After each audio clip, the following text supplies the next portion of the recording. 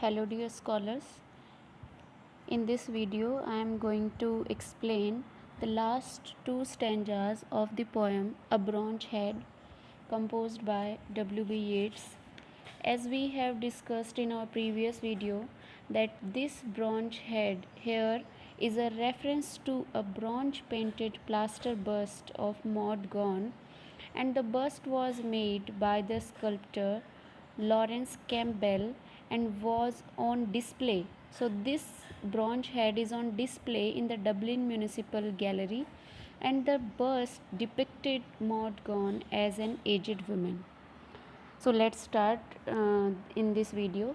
The third stanza that is on your screen, and the opening lines of the third stanza is, but even at the starting post, all sleek and new, I saw the wildness in her, and I thought a vision of terror that it must live through had shattered her soul. Here in line 1, but even at the starting post, it means but even at the beginning of her career. All sleek and new means all smooth and fresh. So the poet wants here to speak that even at the beginning of her career, when she was still young, she was all smooth and fresh. And in the next lines, I saw the wildness in her, and I thought a vision of terror that it must live through had shattered her soul. Here, the word I refer to the poet, and in these lines, the poet wants to say that he perceived a wildness in Maud Gonne at the very outset of her career when she was still young. It seemed to him that a foreboding means a foreknowledge, a knowledge of prediction about the future of the terror that she would have to endure had already shattered her soul. Means the terror of prediction about the career, about the political agenda had made her soul shattered. Propinquity had brought imagination to that pitch where it casts out all that is not itself. Propinquity means nearness or intimacy, or we can say familiarity. So, here the poet wants to say that having developed intimate relations with her, he attained an imaginative intensity that made him discard everything that was not itself. So, here from these lines, that propinquity had brought imagination to that pitch means the nearness, the formality, the familiarity, the intimacy with Maud Gonne had brought the poet to that depth where it casts out all that is not itself, means where the poet didn't think of anything or anybody except the except the except the Maud Gonne described in this poem.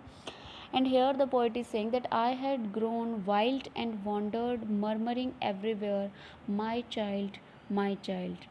So, seeing that she had suffered a soul shattering vision of terror. In the last line, we have discussed about these, that at the starting of her career, Maud Gonne was terrorized and her soul had been shattered. So, seeing that Maud Gonne had suffered a soul shattering vision of terror, he too became wild with rage. Here we are speaking about the poet, that the poet became wild with rage himself at what she had suffered. Means the poet got very emotional about the pathetic situation of Maud Gonne, and this rage made the poet murmur again and again, my child, my child. Here these words, my child. These words here the poet used to express his pity for her, means express his pity for Mordaunt. So, this stanza 3 describes the human aspect of Mordaunt, her wildness, her vision of terror, etc., and the poet's intimate relation with her. The next stanza, that is the last stanza of this poem. Or else I thought her supernatural, as though a sterner eye looked through her eye on this foul world in its decline and fall. Now the poet says that he also perceived a supernatural quality in her. It seemed as if through her natural eyes peeped, means it seems when the poet saw the image of the bust, it seems her natural eyes, she is peeping. Sterner eyes means strong eyes, lightful eyes, indicative of a supernatural force. Those sterner eyes gazed at the spectacle of the sad devastation of the Irish national life. The next lines, on gangling stock grown great and great stalks run dry.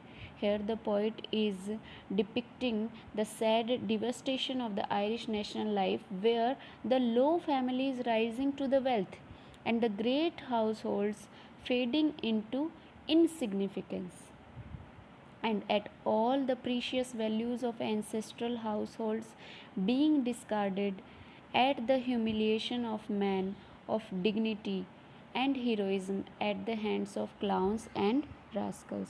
So here the poet is depicting the Irish national life that is so much devastated, that the loosely built house, here gangling stocks means loosely built house or the frail houses, they have become the aristocratic houses, and those that were considered the great ancestral households, they became very frail. In the next lines, ancestral pearls all pitched into a sty. Here sty means a place where pigs or swine live.